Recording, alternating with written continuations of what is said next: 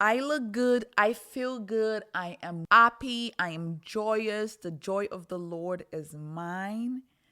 I am blessed. Sometimes we get carried away by the worries, by our goals, by our ambition, and we forget and lose sight of what we have now, the blessings that we can see, the day to day increase that the Lord has blessed us with. Last week was just an introduction to identity living, and I gave you a teaser on here. So from now on, you have to go on YouTube to watch Identity Living. You're welcome to the Made Podcast. I'm your host, Juliet Olabanji, the founder of The Made Org, a company where we help and equip women to root their vision and lead from identity to build sustainably and create legacy level impact.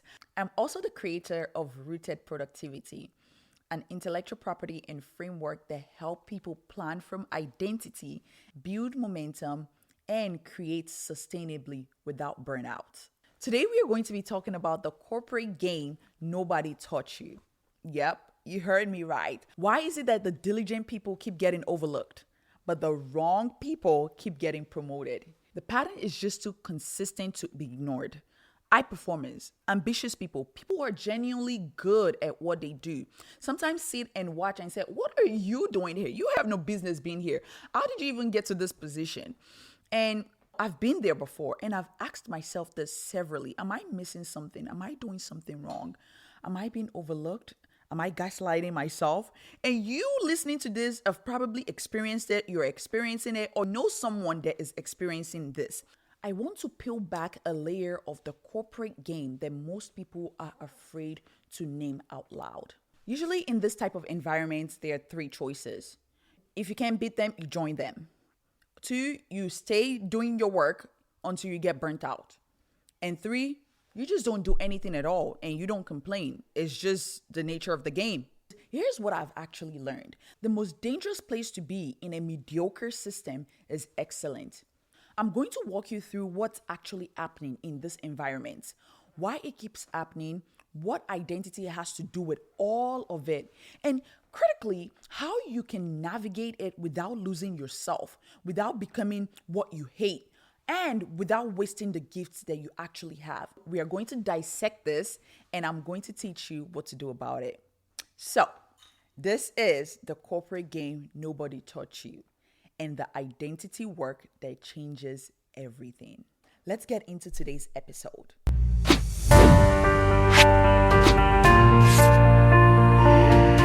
The first thing I want to do is name the dynamic directly.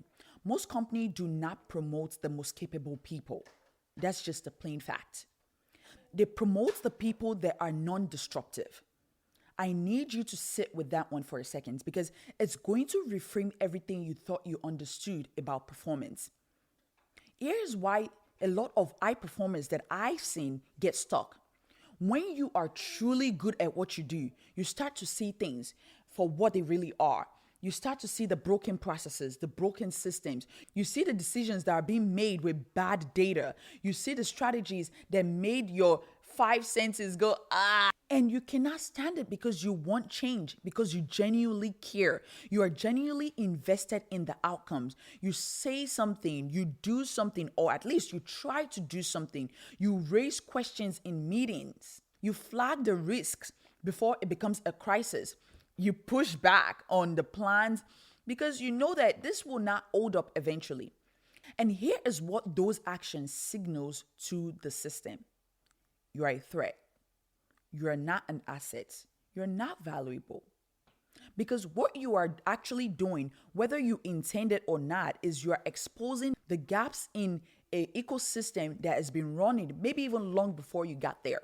You are exposing the fragility in their system, the fragile leaders, the fragile cultures, and they don't reward the person who reveals the crack.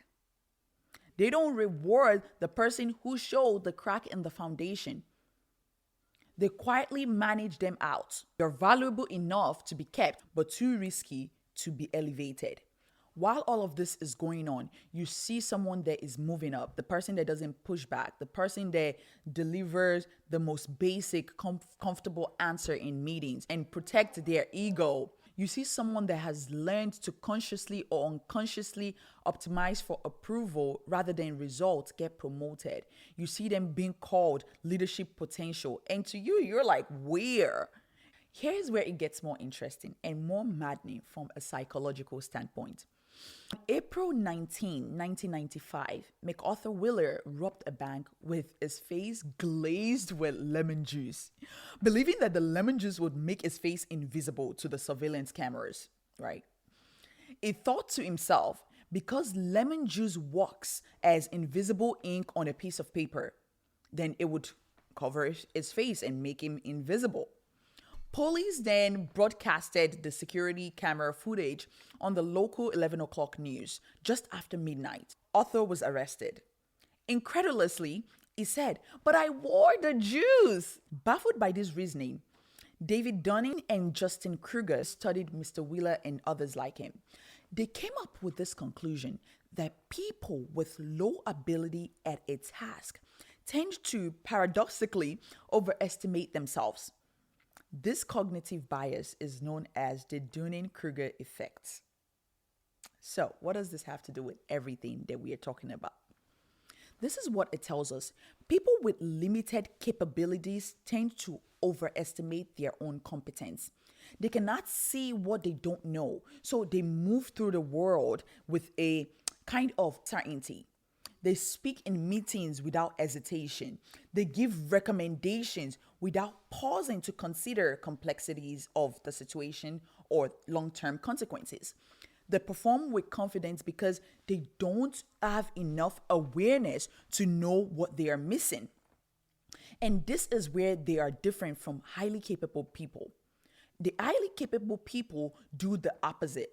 They sit with the nuance. They sit with the complexities. They know what they don't know. And in a room full of people who are performing certainty, that kind of measure can read as weakness, when actually it is the most honest form of intelligence in the room. So you have this painful inversion. The people who deserve the least confidence are projecting the most, and the people who should be trusted the most are being overlooked because they won't perform certainty they don't actually have. That is not an ambitious, high performer, high capacity person problem. That is a systemic failure, and that is what we need to call it. We need to call it what it is. It is a cultural, environmental, systemic failure. So now, here's where I want to go deeper than the corporate analysis. Because if we just stop there, we just diagnose a problem and you're left in it.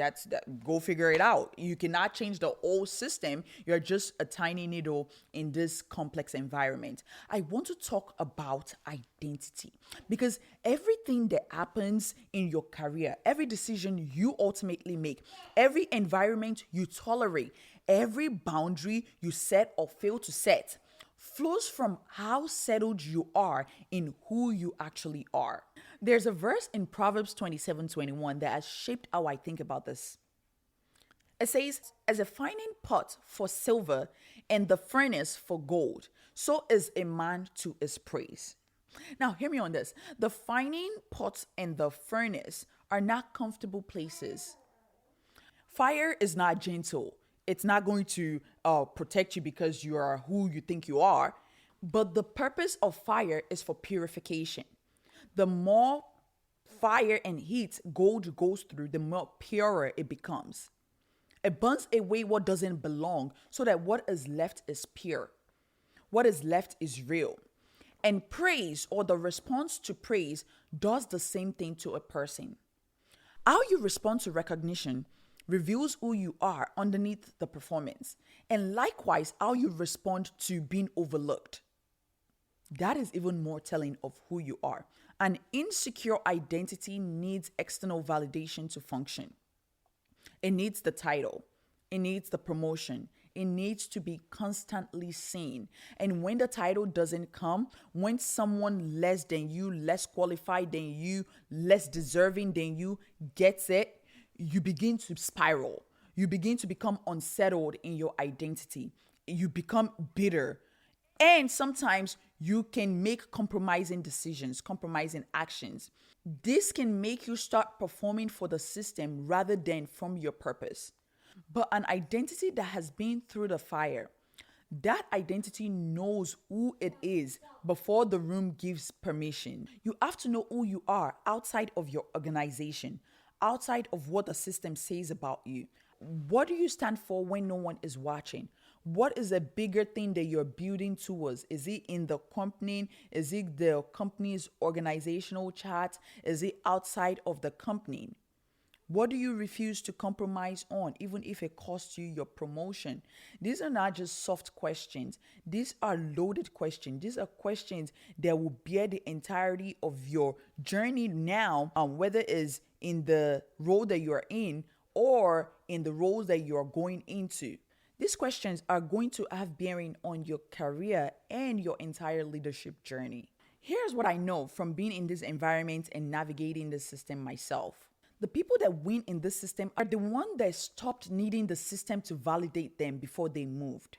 These people, they stopped waiting for permission to be excellent. They stopped shrinking themselves to fit a culture that was uncomfortable with the level of clarity that they have. They developed what I called a settled center, a core sense of identity that the organization could not give them and therefore can't take away from them. And that settledness changes how they operate. And so you can also adopt this. It will change how you speak in rooms. It changes the decision you make about where you invest your energy. It changes what you're willing to tolerate and what you're not. You cannot play a long game in a short-sighted system without that foundation. You will either burn out, sell out, or check out. A settled identity forged in fire of real self-knowledge gives you the ground to stand on when everything around you is shifting. So before I talk to you about strategy, I need to talk to you about building and auditing yourself, not your skills, not your resume. Because how you move in this environment will always reflect the health of what is underneath. So now, let us talk about how you can actually navigate this system and win. Because it's not just enough to know what is broken. Very early on in my career, I had a director who was also a mentor.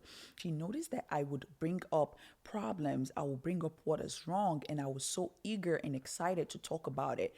But following that, I didn't do my due diligence in bringing a solution, a strategy, or a path to navigate this. It might not be the end result, but what have I done past just talking about the problem?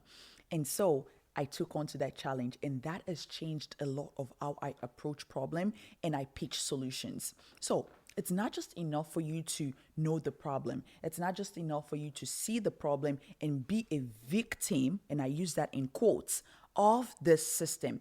Let's talk about how to navigate it, because knowing it is not enough. Knowing what is broken is not enough. You need a framework for moving forward.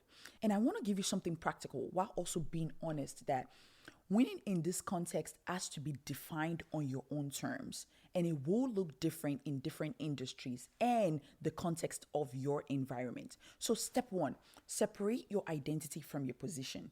I said it at the beginning of this video, but I want you to make this very operational. Stop letting what you do answer the question who you are. Because in systems that promotes the wrong people, that title is an unreliable measure of your actual value.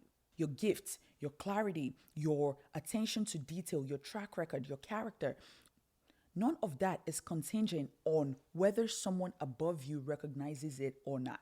The moment you separate those two things, identity from position, you stop making decisions from desperation. And desperate decisions in a political environment are almost always the wrong ones.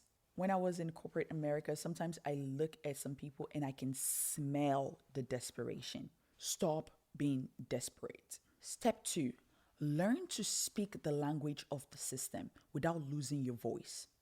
Yes. Here's what a lot of high performance, ambitious people in this type of system get wrong. They think being excellent means being blunt. And There are environments where that is exactly right. But in politically charged organization, bluntness without strategy is not courage. It is friction for friction's sake. You have to learn how to introduce truth strategically, not to deceive anyone, but to be effective. There is a difference between this process is broken and here is why it's broken. And I've been thinking about how we could strengthen this process. Here is what I'm seeing, and here is a possible direction. Same truth, completely different landing. The second version doesn't threaten anyone's ego. It's an invitation for collaboration. It is a position you as someone who is solution oriented rather than someone that is constantly poking holes and trying to nitpick. That distinction matters enormously. And remember, what is the point of being made for influence even if you cannot influence your immediate colleagues? Discovering gaps and being loud about it just to be seen as someone that is able to point out maybe something everyone is not seeing does not make you influential. The influence comes from how you deploy solution, how you collaborate, how you move people and mobilize people towards a solution that you have in your vision or in mind. Step 3. Build your reputation on outputs, not optics, but make the outputs visible. I had someone that I worked with that by all visible evidence, it is mediocre. But whenever it gets a result for one thing, oh, best believe it, we are not going to rest. He will promote that thing to the ground. Even in unrelated discussion, he finds a way to input and insert that said result that he got. The opposite is what I notice about high performance. You downplay your results. Maybe because you think it comes to you easy, then that means it comes to everybody easy. High performance often have aversion to self-promotion. I used to feel like this as well. Oh, I don't just want to talk about myself. Girl, I changed that. I have a brag sheet of things that I'll brag about. When someone give me compliment or how I solve a solution, I put it in my brag sheet. I take screenshots of Tim's message. When someone say, oh, I love what you said in that, I think this would be helpful to that, I put that. That shows that people trust you, no matter how small or big it is. I think that's going to be a different episode, how to build influence in the workplace. But let's talk about this. You need to promote yourself. I don't know why high performance often feel like it's not even that they're shy, but they don't like self-promotion. You feel like the work should speak for itself. Yes, in an ideal world, maybe. But in a political system, invisible excellence is invisible. Invisible excellence is no excellence. So you have to learn how to narrate your impact without bragging. You want to humbly brag. Some people call it peacocking.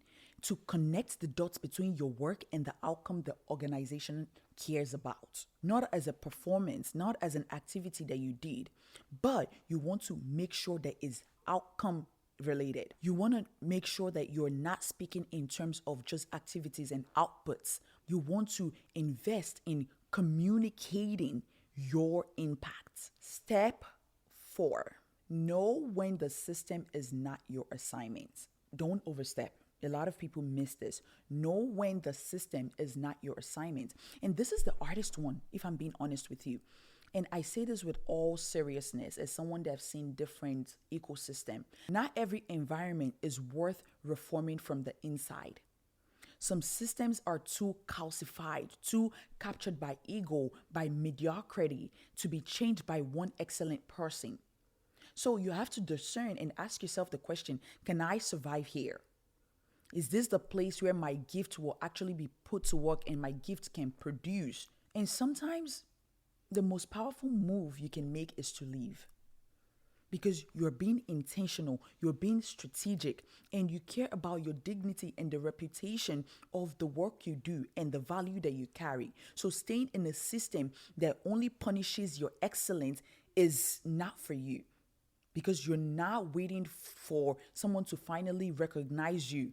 If you stay, it will be self-erosion. So now, let me speak to a different part of this conversation. And I want to speak to it directly because I know some of you are listening and you're frustrated by this dynamic. Some of you are in position of leadership already. And the question is not just how do I navigate a system like this? It is how do I make sure that I am not building a system like this? That matters. You are the type of person that I love to speak to. Because the problem doesn't just stop at a corporate level. It shows up in nonprofit. It shows up in the community. It shows up in organization, in churches, in families. Anywhere where there are people and there is an hierarchy and maybe even decisions to be made and who gets elevated, this dynamic can take root. So here is how you disrupt it at the source. First, I want you to reward truth tellers, not just peacekeepers. It is easy for everyone to be political and try to keep the peace, but it is very hard. It's a hard thing for someone to stand up against a lot of people keeping quiet. If the people in your circle, in your organization only tell you what you want to hear, that is not loyalty. That is a failure of culture. The most valuable person in your ecosystem is the person that tells you what you need to hear before it costs you something bigger. Make it safe for people to do that, for people to tell you things, not just tolerable, actively safe. I know a lot of companies and people like to say, oh, there's an open door policy. Please. And then you get reprimanded for it. Make it clear that your behavior reward honesty over comfort. Second, promote based on character and capacity, not comfort. Before you elevate someone in any context, ask yourself this honestly. Am I choosing this person because they are the best fit for what needs to happen, or because they are easy to manage and they make me feel good about myself? Those are different answers if you're being honest. And the integrity of any leadership depends on you being honest about which one is driving your decision. Third, develop people who will outgrow you and also celebrate it. A lot of leaders are insecure. A lot of leaders don't want people to surpass them. The most insecure leaders hoard talents. I just want to say shout out to those leaders and mentors that I've had that they would even refer me and they would say, have you thought about this? Oh, I think you'll be good at this. I think you'll be great at this. You remind me of this person. And they're seeing past what I was even seeing at that time. Insecure leaders keep their best people close so they look good. They never give them the space to develop beyond their current role. You don't want to be that type of leader. You want to genuinely be a secure leader, a leader that has done their own identity work and they're not threatened by the people that they are developing. You are defined by what comes out of you and passes through you. Your legacy is not what you build. It is who you built. And finally, outside of any professional context, in your friendships, in your community, your family even, do not be the person who only elevates people who agree with them. In the past 2 years, I realized that a friend that I genuinely love, and I think she liked me to a degree, has been reprimanding me for things that I did in good faith. Advice that I would give her, maybe things that I would say casually in passing that would benefit her. She labeled them as negative things from our skewed perspective. She made growing together as a friend challenging. Thinking about it now, she gradually shrunk the space for me to challenge her as a friend, maybe with honest feedback, as someone that comes from a different background and sees things differently. If you are that friend, I want you to know that it's okay for your friends to disagree with you. It's okay for your friends to challenge you, to say, get up. Maybe they see something that you're not seeing because you've been in that thing for way too long. That doesn't mean they hate you. That doesn't mean they talk down at you. That doesn't mean that they think they're better than you. That is not weakness. That is actually the strength of your friendship if you utilize it. That is the infrastructure of genuine wisdom. And I want you to take a moment and text a friend right now that has been that person for you, that has been that sounding board for you. So let me bring this home. What is happening in these environments is real. It's a genuine systemic failure. But here's what I don't want for you. I don't want you to let that system define you. I don't want you to shrink into that system or harden your heart into bitterness or compromise into it just to get a seat at the table that may not even be worth it. The verse that I shared earlier from Proverbs teaches us that how we respond to recognition and lack thereof is a refining fire. It reveals what we are actually made of. And what I believe for every high performer, every high capacity woman sitting in a frustrating environment right now is that this season is not wasting your time. It is revealing you and it is showing what you're made of. It is forging something in you that a comfortable environment never could. It is showing how you would process things, some of your values, your identity. And that is what I want you to take away from this. Whether or not you're the most hardworking person on your team, your excellence is not contingent on their recognition. And your trajectory in life is not limited by the ceiling of your current system. Do the identity work, play the long game, build with integrity, and never, ever, ever compromise. Never be the thing that you are frustrated by. The world doesn't need more people who are just comfortable with mediocrity because it's safer. It needs leaders like yourself, people who stay true to the course, who are excellent at what they do. If you're currently in a system like this and you share the sentiments that I have discussed in this episode, I want you to go back and listen to this episode, write down the framework and do some introspection and calculate your next move. This is going to be a strategic move for you in how you deploy your skills and navigate your way in a system that is very political. This is how you build influential skills. This is going to be a strategic move for you because these are the skills that you need to mobilize, to move, and to influence people. This is how you build influence. That is everything for today.